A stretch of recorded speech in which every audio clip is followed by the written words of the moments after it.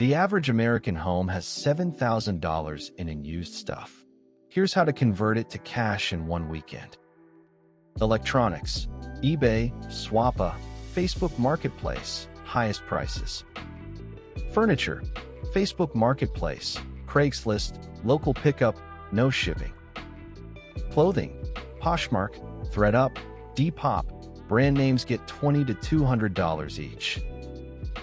Set timer for 60 minutes per room. Free boxes: sell, donate, trash. No, maybe box.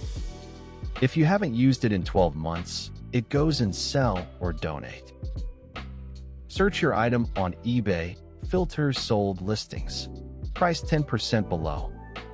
Take photos in good light against a plain background. First weekend, price to sell. If unsold week 2, drop 25%. Average seller earns $500 to $2,000 from one whole home declutter.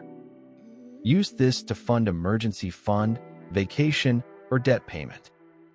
Bonus: less stuff equals less cleaning equals more time.